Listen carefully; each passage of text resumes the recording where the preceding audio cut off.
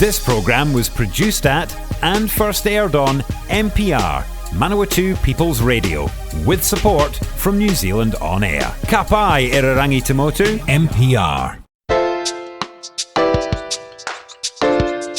Kia ora and welcome to Reserved Recommendations. This is a show about great trash, difficult art, and our complicated relationships with art and culture. My name's Hugh, I'm the host of the show, and I'd like to take this opportunity to put in a very mild content warning for the show as a whole. Sometimes our recommendations on this show are reserved just because the thing that we're discussing is in some way not good, but sometimes there are aspects of the art or artist that may be confronting for some people. Check the episode descriptions for more information, and do be aware of your listening environment. Today I am talking to Stuart Drake. How's it going, Stuart? I'm very well, thank you. How are you? Good. Glad to have you back on the podcast. And again, talking about something which just kind of like bypassed me as a cultural phenomenon. And now I'm kind of, feeling like maybe I missed a trick. Back when we did the episode about Sonic the Hedgehog, you said, have you back on if I ever wanted to talk about Blink-182. And sure enough, there is a new Blink-182 album. And you said that you have thoughts. So I guess like, what was your initial connection with the band before we get to the thoughts about the new one, I suppose? I found Blink-182 as a teenager by way of Green Day.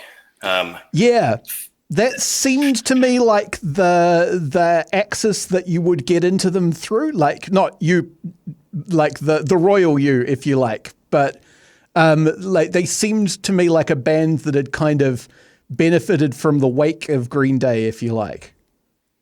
Yeah, I definitely think Green Day almost sort of soaked up a lot of the accusations of being a sellout. And by the time Blink-182 showed up, that was just kind of inherent in what they were doing. It was kind of like, well, they're Green Day, but they're a little bit prettier and they're a little bit more melodic. They've really got the hooks.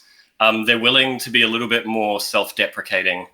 Yeah, I mean, I remember there was that whole like label of golf punk as like a way of putting that style of pop punk down, and then someone named a label golf punk.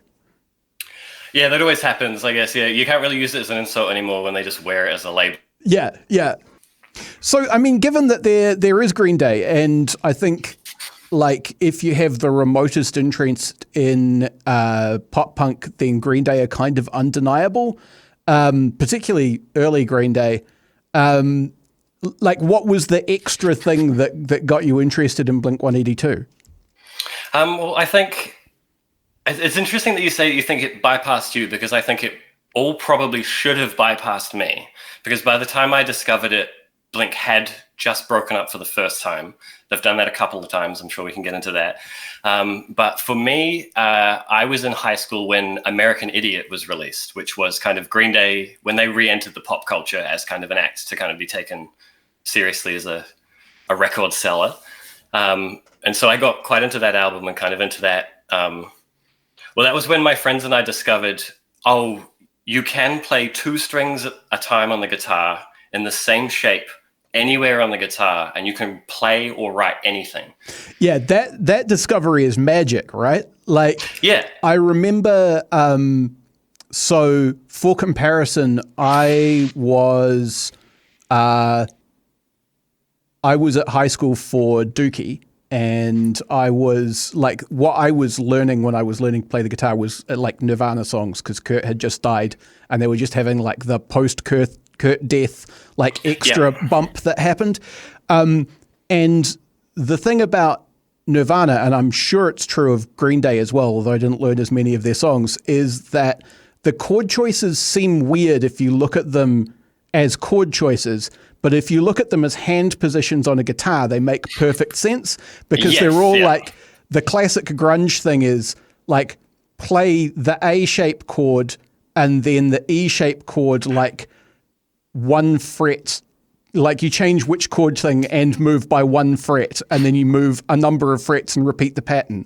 Like, yeah, It's all about how your hand moves rather than the music theory, you know? Yeah. And that means like the you end up doing interesting music theory things as a result, but it's all about like guitar ergonomics. Yeah. Well, speaking of that, that was the transition point from American Idiot, was sort of realizing, oh, a lot of people on the internet are saying Green Day sucks. Blink-182 is where it's at. A lot of people are saying Blink-182 sucks. Right. Yep. And then realizing I had heard, All the Small Things, What's My Age Again, Damn It, these sort of radio hits. And then sort of going, oh, well, those have some fun little guitar bits in them. Green Day don't really do that. And then kind of playing those bits on the guitar after learning the Green Day and realizing, oh, these are written with the playing in mind because he's singing and playing at the same time, which is a lot of the fun. You find that Tom DeLonge's guitar playing a lot of the time is covering up that there's only one guitar player. And then Mark Hoppus's bass playing is covering up that Tom DeLonge isn't a very good guitar player. So he's doing a lot of bass chords. And then Travis Barker is kind of making up for the fact that neither of the other two are very good musicians. I mean,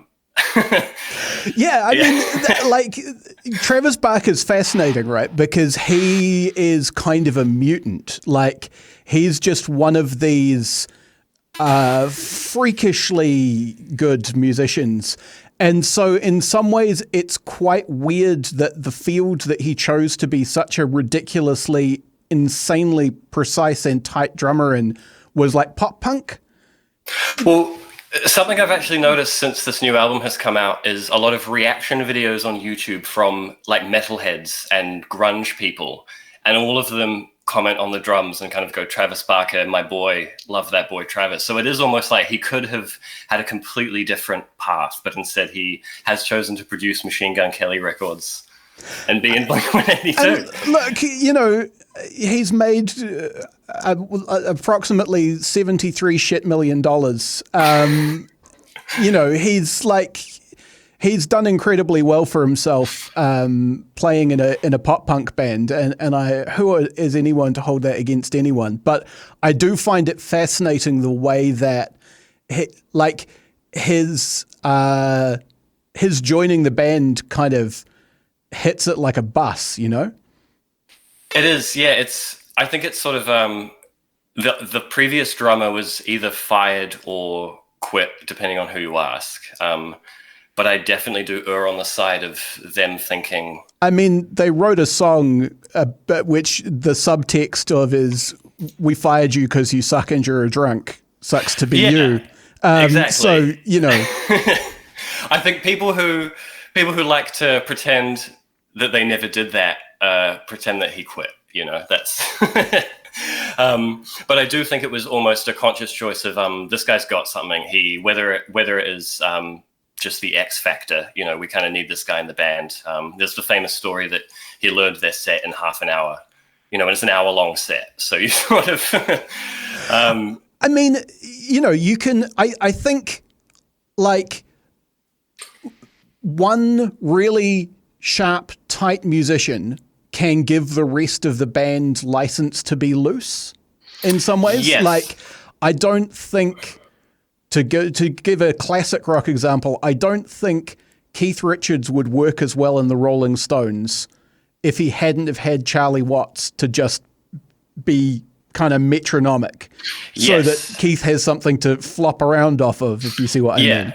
Yeah, well, you're totally right. And Travis Barker has explicitly said that in an interview. He has said, I see my role as, I showed up and I started arranging the songs, and I started kind of saying, this is how many beats we're going to have in the break in the middle while you guys can talk, and then we're going to play the rest of the song.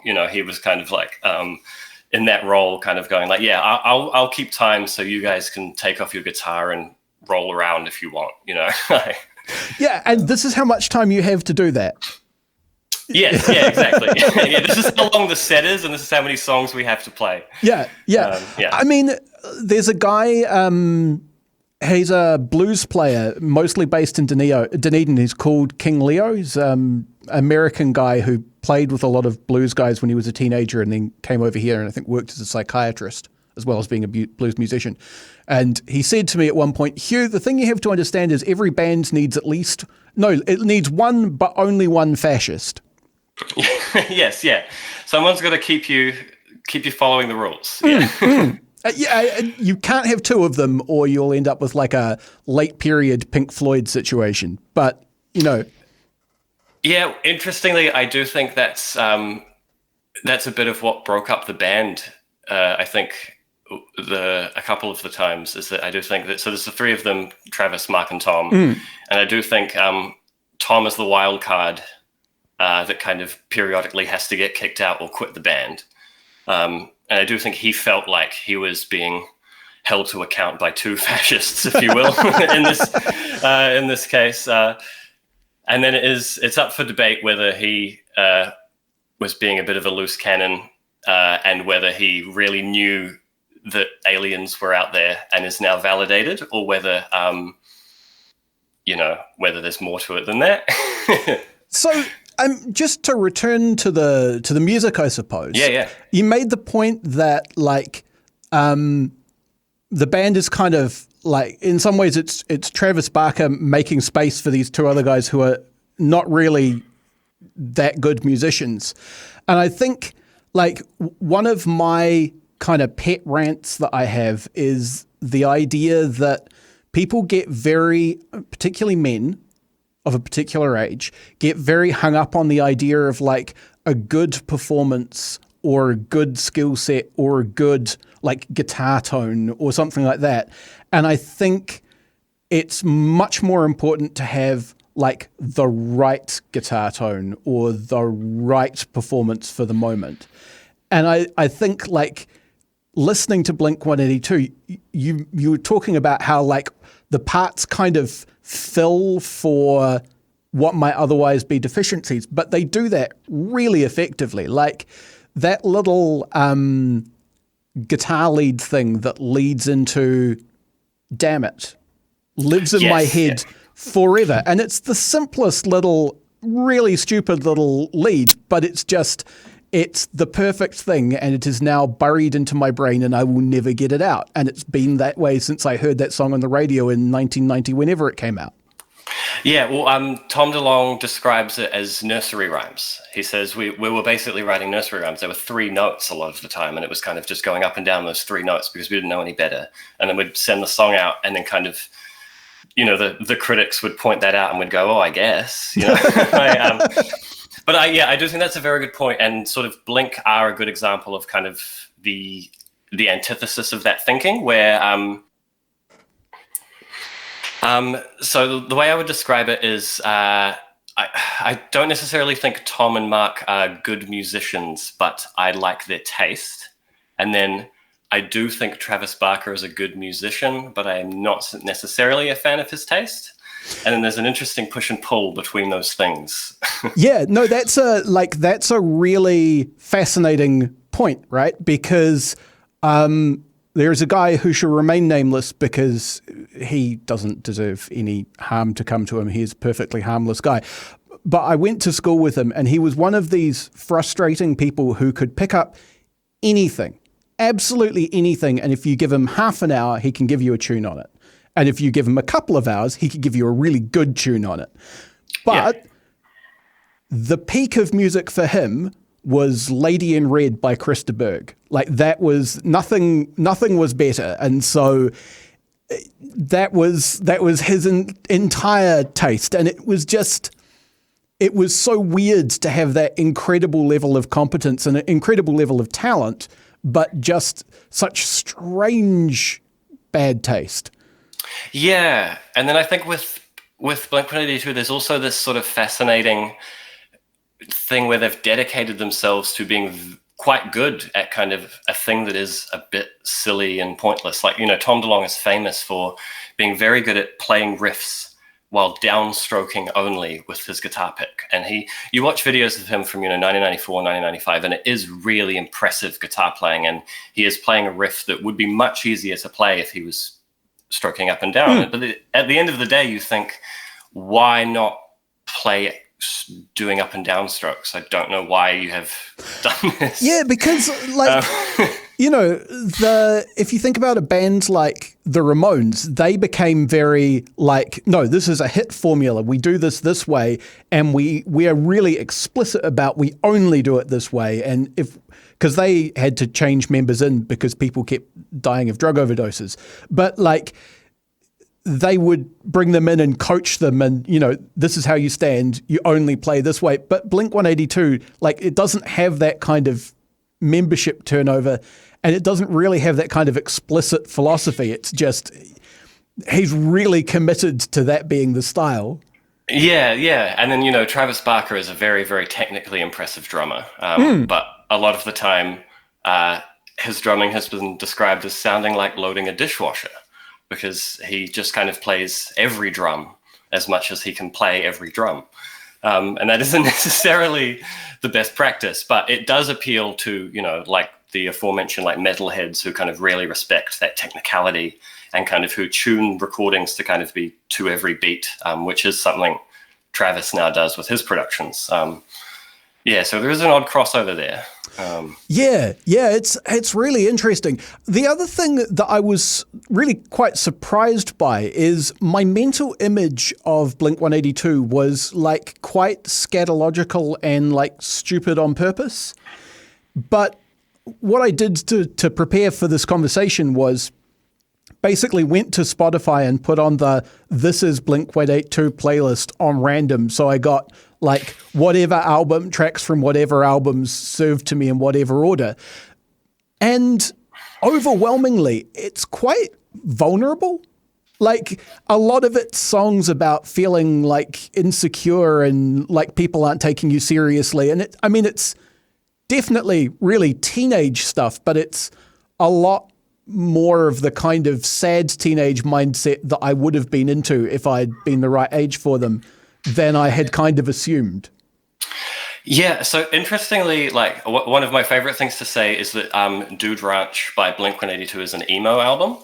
And that's because it's one of the only albums they've recorded that is truly, truly honest, where they did not consider, the early ones obviously are honest, but they're kind of, they're a bit shit. They're a bit jank. Yeah, they're not very good. Like, Dude Ranch is... I had a listen to some of the tracks off Cheshire Cat, which I think is the debut studio album. Yeah. And like the production is not good. The drummer that Travis Barker replaced is fine. It's quite average pop punk at that point. Yeah. So he plays in Dude Ranch as well, and I think that's where they kind of began to find their flavor. But you listen, they're in their early 20s, and you listen to the lyrics, and Mark Hoppus is singing about a guy called Mark Eaton that used to get elbow dropped, and singing in his early 20s during their first studio album. He's singing about how embarrassing it is to still be playing in a pop punk band, and how pretty soon he's going to have to stop doing that. So you can imagine when they blow up and he has to record 3 more albums. He's kind of, he's going, what do I write about? What do I write about? And that's where I think the teenage aspect comes in, where it sort of becomes a machine that he has to feed, where he has to write about the sadness he doesn't necessarily have anymore. And so it becomes, I'm the king of the weekend, but my girlfriend dumped me. And it's coming from a married 45-year-old man. Yeah, and that's quite a weird position to be in, right? Because, the bands that I liked in my high school years either like stopped making music or evolved and started making very different music. Like one of those two things happened. But Blink-182, like the production keeps improving. And the newest album is definitely like a 2023 pop punk album sonically, but it's still like the same template quite a lot. Well, it's interesting that you say those two things, change sonically and break up, because they actually did both of those things. Yep. And there is a cutoff point. I've always, these are all talks I've had at the pub with my friends where, there is a cutoff point in Blink-182's history where they are 100% defensible as a great. I believe that. I truly believe that. And then there's a point where they came back and they kept going, and there's a wobbly period we've settled now. I think it's okay. I think we've settled. But there is, once they broke up, and I think it was 2005. And if you cut it off there and they never get back together, they split off into two different bands. They snipe at each other. It's never quite the same, but Blink-182 has a legacy. They moved from Dude Ranch to very polished pop punk to almost post-punk emo, and then immediately broke up. It's almost poetic. and plenty of bands have that trajectory of like they do 2 or 3 seminal albums and then they split up and everyone does their own solo projects or becomes a producer or leaves music or whatever. And you have that kind of glorious period. And there are some bands where the trajectory is like, first album while they find their feet, seminal 2 to 3 albums, then a kind of shit one, and then they break up. But plenty of bands do that. It's you're right. It's odd that they kind of come in and out of that like that, the peaks and valleys. Yeah, and then on top of that, there's the first reunion with Tom DeLonge, which they then broke up again from. Then they brought in Matt Skiba for a good, I want to say almost 8 years, maybe.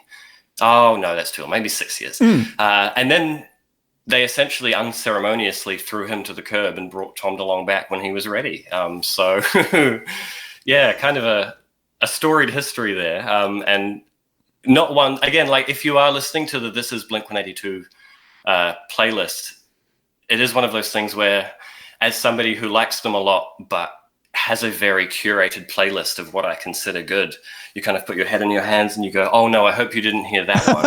And oh, I hope you didn't hear that one. I hope you didn't hear Matt Skiba of Alkaline Trio calling himself the king of the weekend. I just... Yeah, I mean, and that's the way that the recommendation is reserved, right? Is that the thing that they're doing is in some ways quite repetitive. So you can hear a lot of music that sounds quite similar, but also like there are some real peaks and some real troughs. Yeah.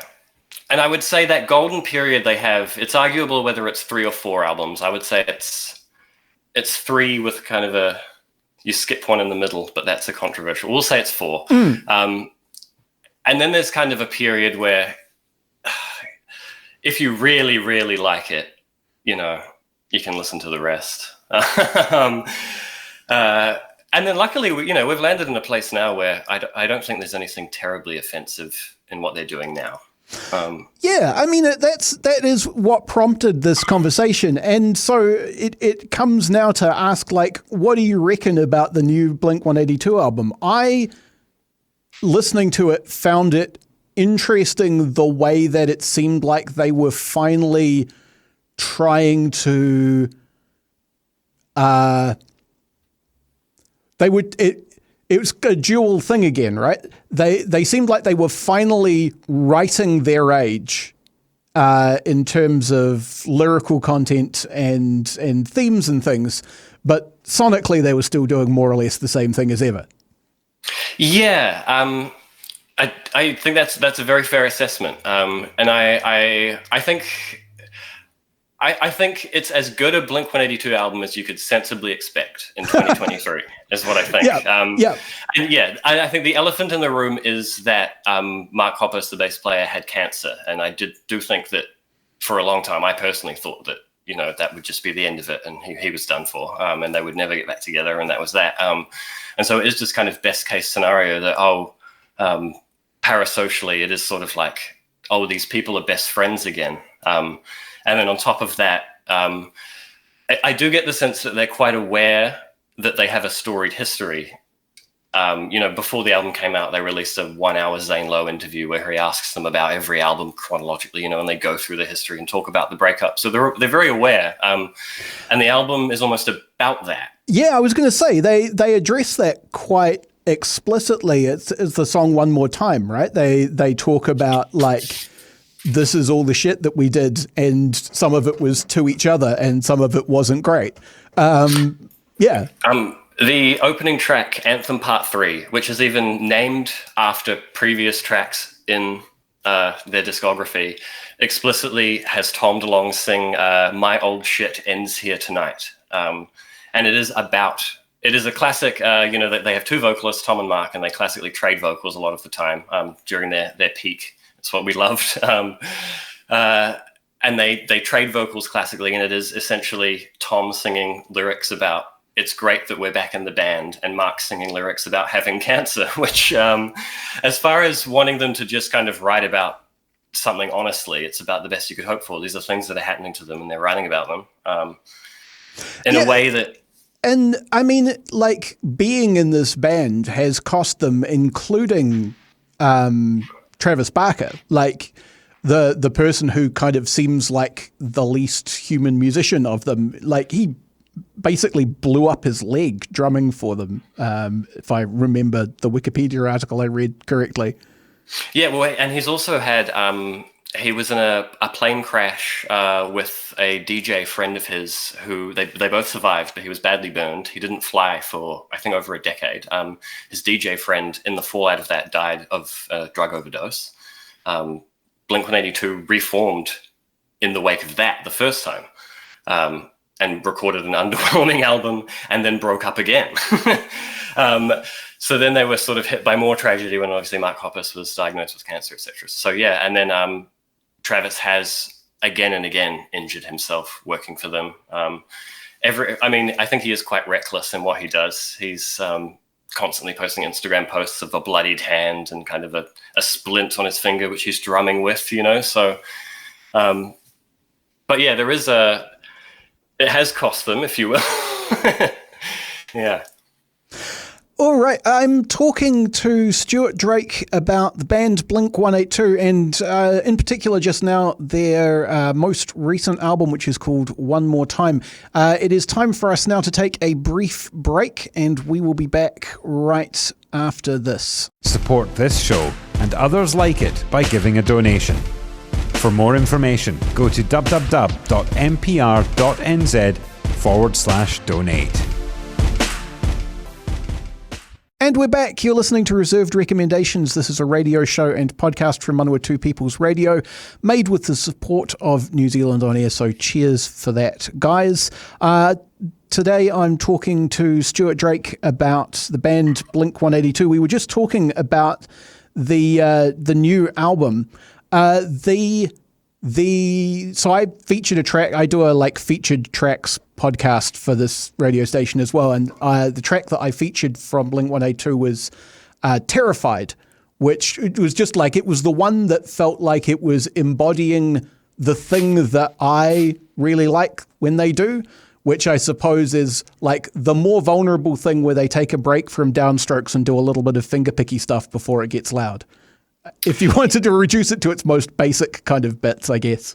Which I love to do. As somebody who is constantly sort of trying to emulate the things that I love, it is fun to just break it down into the building blocks. And I think they've done that themselves. I do think that's how they've approached it, which is quite sort of fascinating to watch. So that song is led by Tom DeLonge, who is the wild card of the band and is probably the most inconsistent. He does the things I love the most and also the things I absolutely cannot stand. And if you talk about how Blink-182 have been doing the same thing for decades, I do think that comes primarily from Mark Hoppus, who is, I would call the consistent one. Mm-hmm. He's the bass player. Him and Travis hold down the fort.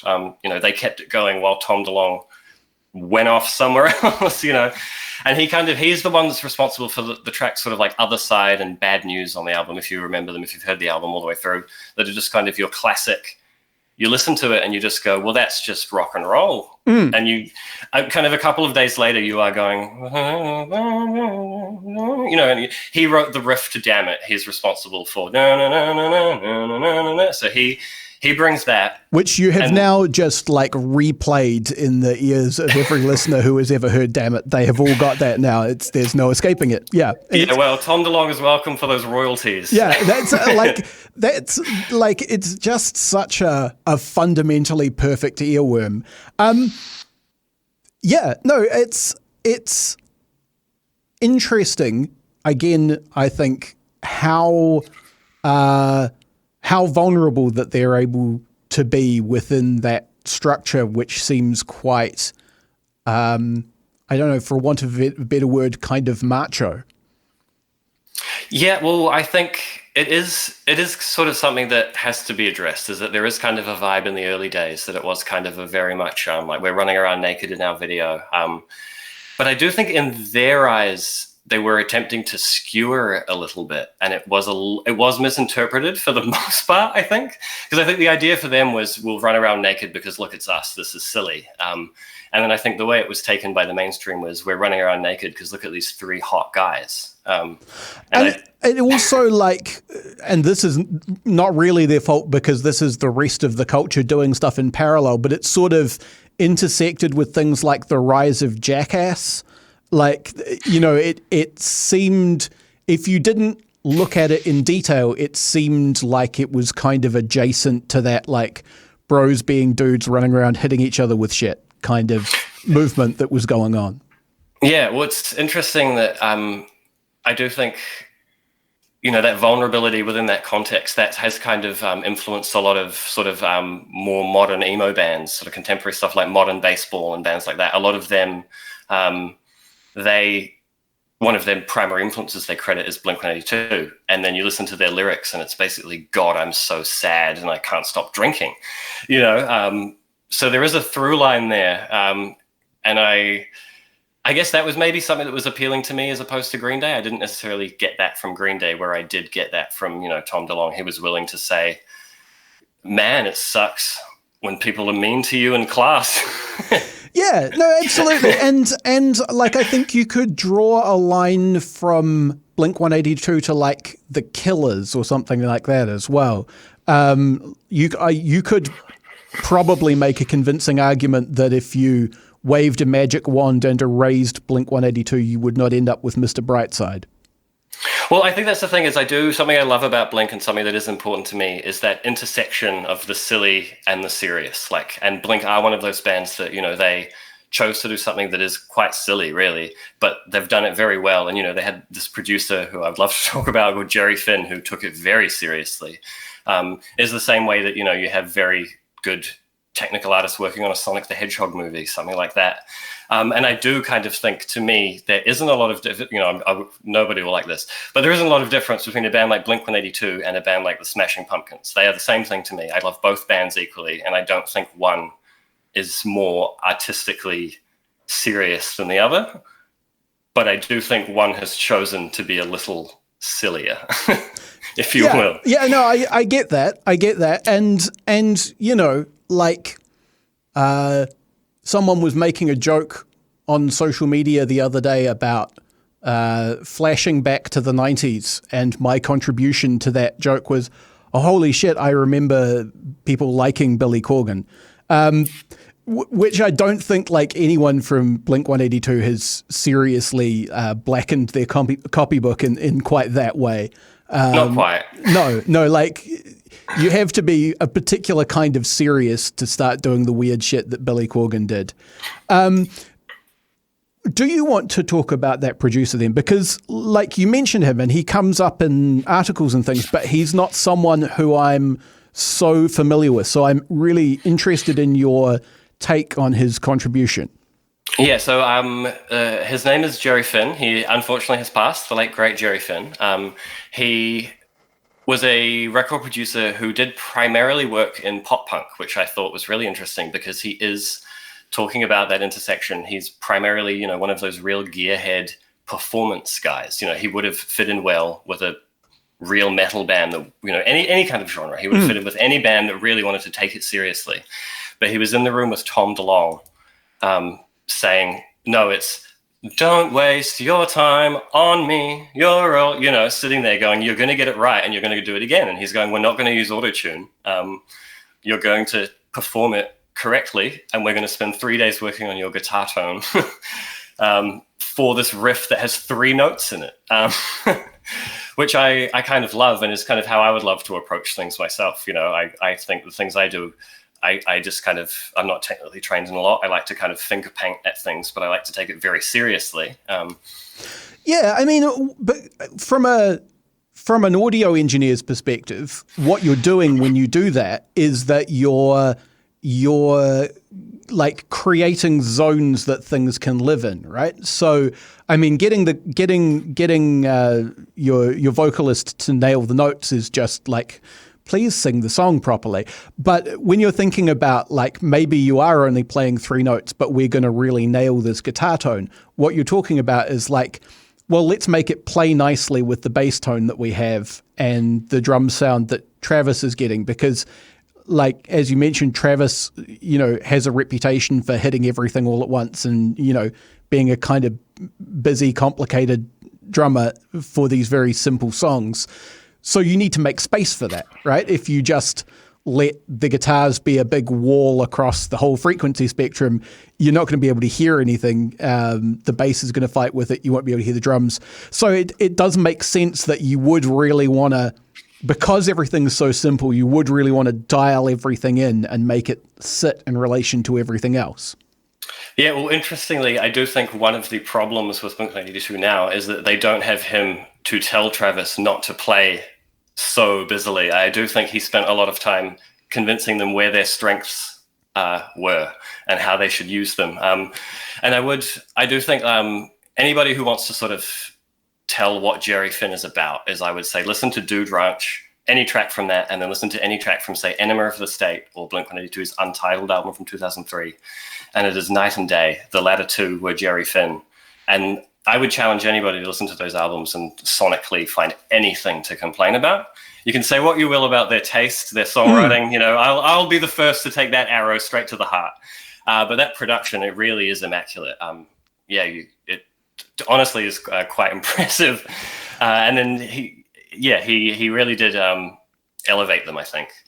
And that's kind of an era thing, right? Like, just this is a thought that has occurred to me in the moment, but like, if you think about, you know, the Ramones or the Sex Pistols or the Clash or, you know, like earlier non-pop punk bands, they're dealing with the sonic limitations of the equipment that they're working with to a fair degree. Like, there are certain shit that you just can't really do with tape and it'll respond in particular ways and you're just stuck with what it does. But Blink-182 would be largely recording digitally, I would assume, with like, they would be starting at the dawn of Pro Tools. And so suddenly you have all of this like amazing dynamic range and glorious crystal clarity. And that means you can hear if people are like making really suboptimal choices in a way that you kind of couldn't before. Yeah. So I think Enema of the State was their last album recorded to tape. And it does it sounds incredible. It really is a very good sounding album. He knew what he was doing, Jerry. And then I think from then on they moved to digital, and the following albums do sound incredible. Their first album post Jerry Finn's death is called Neighborhoods. And as much as, you know, as a Blink-182 fan, you grow to love it and appreciate it. It sounds like garage band demos is what it sounds like. They've sent their tracks to each other and said, well, next thing we'll get together with Jerry and he'll fix it. But sadly, he wasn't around anymore. That's like, that is an increasing feature of the way that music is made now, right? Is that people kind of come up with their parts in isolation. I suppose there was always an element of that, like people would come into the studio in different shifts maybe, but it does feel like a different thing somehow when you're like capable of mailing tracks to people to put their contribution on and mail back to you. Yes. Yeah. I'm sure it does affect how it is recorded. I know that the new album was also recorded similarly, but they've done a lot of PR where they've talked about how they were meeting up every 2 weeks to kind of go over ideas and rehearse the songs together. They really wanted to hammer home that this was best friends being best friends, because I think that parasocial element is quite important to selling records. But this time around they had Travis, who produced the album, which, as I said, you know, I have a lot of respect for him, don't necessarily like his taste. So I do think it is a case of the person whose taste I like the least being the final say in the packaging of the songs. Yeah, I did notice, and with modern pop production, it's often difficult to tell exactly what you're hearing, because there are a few things that can cause something that would make you kind of just like flicker slightly too much production switch in your brain. But I was certainly noticing with the vocals in particular on this new album, they were sounding like extra crushed and precise in a way that's very modern pop, and which I don't necessarily enjoy a lot. So I think that's a trend with pop punk, and specifically with Travis Barker. There are a few Travis Barker signifiers on the album, which would be the all caps presentation on every streaming service. Mm-hmm. That's a Travis Barker thing.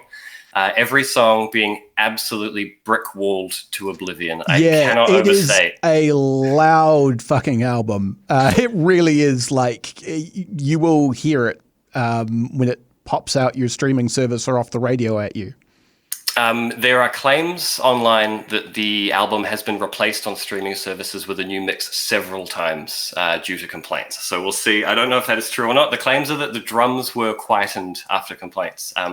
But I will say, I do say that I like the album. I think it's, like I say, I think it's the best we could hope for. I think it's good. I have a playlist. So the album is overall, including the 2 songs they rushed into release as the album was coming out on streaming, there are 19 songs, which is a lot. Yeah, that's really long. Yeah, so I have a playlist which is 12 songs long, which I think is great. I've also rearranged a couple of the songs, and I keep saying the new Blink-182 album is great, and what I mean is my playlist is great. So I do just think it is a quality control and a taste thing, which, you know, I'm not going to complain and say, you know, oh, Travis Barker, because I do think it is sensibly, this is the best we could have hoped for. They gave me 19 songs, and I have the option of saying, well, I want to listen to that one.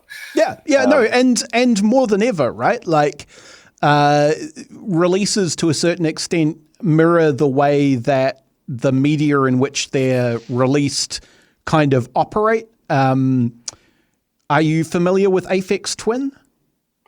Not hugely, no. Okay. Not important. The point is that he released an album back in 2000 and not much, which was called Drux. And the thing about Drux as an album is it's kind of an uneven listen. The tracks aren't bad. There aren't, if you like his kind of thing, but it just doesn't really seem particularly coherent as a way to put an album together. And he said in an interview later, oh yeah, that's because I released it in the age of the standalone MP3 player. And so the way that I envisioned that album was literally like a bag of tunes that you would grab out and then put into your music device, which can hold a fairly limited number. So you'll pick your like 3 or 4 favorites and rotate through them as you want them. I wasn't really envisioning it as something that someone would like put on their record player and listen to from start to finish. And this album has released into the environment of, okay, well, these tracks aren't to you, aren't to your taste, and you don't think our order is quite right. Build your own playlist. Well, yeah, exactly. And I do think that's interesting that thinking about that from the outset. I don't necessarily think Blink-182 have put that much thought into it. I do think perhaps they think they have put together a very cohesive Blink-182 experience. But they are the kind of band where they've existed for so long, and, you know, Tom DeLonge kind of has very eclectic taste. You know, they were almost a skate punk band for a while with kind of those fast skate punk beats from Scott Raynor, and then they kind of moved into very pop kind of in the 90s, and now into this kind of modern thing. They did post-punk for a while. And there are these camps of people who say they should sound like this. They should sound like this. Other people say, if they sound like this, I'll never listen to them again. They should sound like this. And so I think they do almost have this obligation to just kind of check off a bunch of boxes. You know, like my playlist does not have the 2 30-second joke songs in it, because I don't really need Tom DeLonge going, you know, like, oh, poopy or whatever for 30 seconds. I don't need that. One of their ones with Matt Skiba had a song about seeing some naked dudes, you know, and I'm kind of like, well, oh, funny, I guess. Yeah. But I don't need to listen to it. That's okay. Can I hear a song now? So I just kind of take those out. But I understand that if they don't have a joke song in there, some guy on the internet is going to give it 1 star on Amazon, and it's going to affect their sales. So yeah, and I mean, it is kind of like they have always been a band who play to the crowd, right? They're not a Radiohead who are going to go, okay, we are considered to be the seminal rock band of this particular era in Britain, but actually we're going to make like an hour and a half of weird bleeping and blooping noises and whining about pyramids in space. They're not ever quite going to go that left turn on you. Well, interestingly, apparently, this is conjecture now. This is online discourse, but a claim is that one of the reasons Tom DeLonge left after the first reunion is that he did not want to play All the Small Things and First Date anymore because he just hated them. He did not want to play a song called First Date as a 45-year-old man. Fair. And he was basically told, we play the hits or you walk, I think and that's very much their attitude. And I think as older men, I think he has softened on that, and he's kind of said, well, I guess we play the hits, And I do kind of find it fascinating that they are the kind of band where they kind of ride that line where I'm very aware that this is one of the biggest bands in the world, and they are a pop band, and they are very commercial. But you'll see posts online about someone will say, I was in the mall and I heard the rock show. I can't believe it. Like, I'm so happy. I heard my favorite band on the radio. And you kind of go, well, it's not your local band who's released a cassette. It's Blink-182. They've got like 91 million listeners on Spotify. They were at several times the biggest band in America. Yeah, no, they are the template for a pop punk band being like the best commercial proposition for a while. And I do think that also applies to something like, Nirvana or Foo Fighters. I do think there's an element where sort of a certain demographic of people hear that on the radio and go, wow, that's on the radio. And you kind of have to go, well, yeah, it's a radio hit. Yeah. I mean, I think like because Nirvana were kind of caught by surprise by their fame to some degree, I think, and Kurt was so kind of adversarial with the idea of fame, I think that people do forget that, like, these were also bands where they may be making this, like, sludgy, heavy guitar distortion music, but they're also listening to, like, the Beatles and the Bay City Rollers and the Beach Boys and thinking about, like, the craft of constructing pop songs from pieces to make them like lock together and work as pop songs. Yeah, well, and in the inverse, I do think that a lot of the influences that Tom DeLonge and Mark Hoppus would cite would make gatekeepers just absolutely horrified because it would be all of their favorite bands. Tom DeLonge won't stop talking about the Descendants, and I think anybody who really loves the Descendants would kind of be going, well, where has that gone? How does that produce Blink-182? I don't understand. Whereas to me, it makes perfect sense. I think, well, yeah, there it is. I grew up on the Tony Hawk's Pro Skater soundtrack. That makes sense. Oh man, look, there are theses to be written about the impact of the Tony Hawk Pro Skater soundtrack on people's psyche. Like that song "Beat Your Heart Out" by the Distillers. Just I was trying to nail a tricky jump in Tony Hawk Underground 2, and it came on and it just stuck in my brain forever. Like there was stuff that you wouldn't go and look for that it just served up because it was the thing at the moment. Yeah, I do think I can credit that for sort of my ability to not cringe when I hear sort of something terribly pop punk or terribly almost 90s ska punk, is just having been exposed to it in such large doses. I hear a Real Big Fish song and it doesn't immediately make me curl up. Yeah, I mean, it's like, I think there is value to that idea of like kill the part of you that cringes. And I think one thing that we've kept coming back to is that like, one of the appeals of Blink-182 is that they brazenly and with a lot of confidence do something that's fundamentally quite embarrassing. Like these little nursery rhyme melodies with 3 chords based around guitar ergonomics.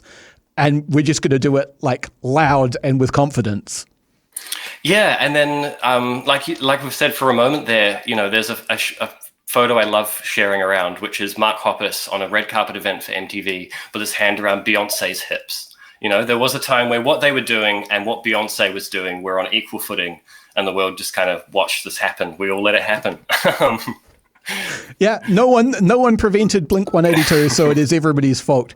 Well, look, thank you very much for talking, Stuart. We are coming up on time. There are two things I like to do by way of wrapping things up. One is to ask for like specific recommendations. So are there like Blink-182 adjacent bands or projects, or are there like specific curated bits of their discography that you would point people at?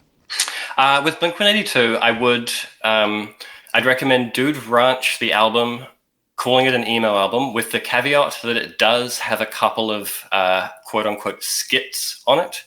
They do a couple. As was the fashion at the time, yes. Yeah, if you can get past that, it's worth it for sort of the one of the only albums where they've really, really gutted themselves emotionally. After that, they had a run of very solid work, which I'll just say, just do it. The production is great. If you want to listen to Enema of the State or the Untitled album, both fantastic. That's 99 and 2003. And then if you're into that, the new one is a fun little reunion. It's, you know, it's what we could hope for.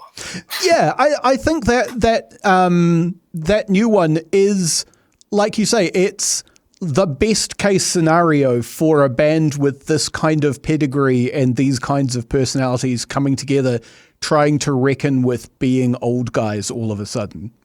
Yeah, and as a fan, you know, two of them nearly died, and one of them went off to work with NASA to find aliens. So the idea of them coming together and recording an album that is listenable is just, that's fantastic. What else could I hope for? Yeah, absolutely. I would recommend, if you never did play any of the like PlayStation 2 era Tony Hawk Underground or Tony Hawk Pro Skater games, if you can find a playlist of those soundtracks, you will find that there is stuff that you would never listen to by choice that you will find yourself deeply compelled by. That was definitely the case for me. Like, there was stuff that I would never have sought out that suddenly was just always in my head and I had to hear again. Yeah, those, I know, I can say for certain Spotify has a lot of Tony Hawk and Tony Hawk adjacent playlists. You'll find either playlists made up of the actual songs from the games or, you know, people with good taste who have just continued to curate.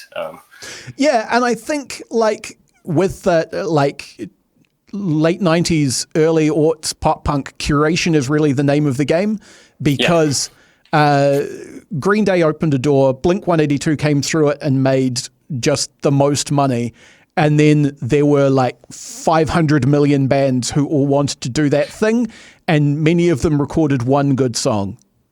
I would comfortably say that they opened the door too wide. Perhaps that door should have been closed quite soon after that. Curation is the name of the game. And I will say, in terms of an recommendation, do not listen to the This Is Blink-182 podcast. Playlist. Right. You will. It hasn't been curated by the right people. It was possibly curated by Travis Barker, given true. the amount of suction that he has with the recording industry at the moment. All right. Well, thank you very much again for talking. Do you have things that you want to plug? I will, as always, plug your band, The Fatalities. People should go and listen to it. It's very good. Every time I have a USB drive that I listen to in lieu of the radio in my car, and every time Crybaby comes on, all of my kids sing along with it. So you have that as a recommendation. Oh, thank you very much. That's very kind. Yeah, I was going to say, in terms of a plug, it would be the Fatalities Bandcamp. If for no reason other than during lockdown and just after lockdown in Auckland, I recorded a couple of Blink-182 covers. Oh, nice. So there are, I believe they're free to download, and if not free to download, at least free to stream. I've got some covers of the songs Pathetic and I'm Sorry, which are from Dude Ranch. You will see the emo comparison when you listen. You'll understand what I mean. And then there's also the track Man Overboard, which is the aforementioned song about kicking Scott Raynor out of the band. So. Oh, yeah. Actually, I have one final recommendation, which is a kind of sideways one. There is a project you can find called Elemento Papaioia, which is a local musician here in Palmy was gifted a banjo. And in the course of trying to learn to play the banjo, the things that they decided to play to teach themselves how to play it were the hits of our very own early aughts pop punk phenomenon, LMNOP. So if you would like some like deliberately really sloppy, really cruisy, just like sitting around a living room chilling, playing acoustic instruments, LMNOP covers, that album is there. And I think they're still donating proceeds to Women's Refuge, which is, also good. I could talk for hours about LMNOP, Goodnight Nurse, and New Zealand pop punk, so I definitely have to check that out. Yeah, it's well worth checking out, and maybe that's another show we could do, because like that wave of, I guess you'd call it like quota rock, like there was the point where you had to play a certain amount of New Zealand music, and so suddenly there were just a million bands all trying to be the next big thing at once. That is a really interesting bit of New Zealand music history that I don't know if anyone's talked about. As a cis white guy who plays the guitar, I do feel like I've been absolutely messed over by history. I just missed that by a few years. Born in the wrong era for that one, definitely. Yeah. All right. Well, thanks once again, Stuart. Oh, thank you very much for having me. You've been listening to Reserved Recommendations, a radio show and podcast from Manawatu People's Radio, Te Reo Irirangi o ngā tangata o Manawatu. The show was produced and presented by me, Hugh Dingwall, and I also composed our theme music. It's called Sack Jazz, and you can find it at wolfboy.bandcamp.com. If you enjoyed this show, why not go ahead and share it with a friend? You can find the last 10 episodes at npr.nz/show/reserved or wherever else you get your podcasts. If you want an episode older than that, try searching for Reserved Recommendations on YouTube. You can find me on Twitter at Objective Realty, or you can follow the show on Facebook. And finally, Manawatu People's Radio is a non-profit community access station. If you like this or any other piece of their fine audio programming, why not fling them $1 or $2? You can go to npr.nz/donate for more information on how to do that.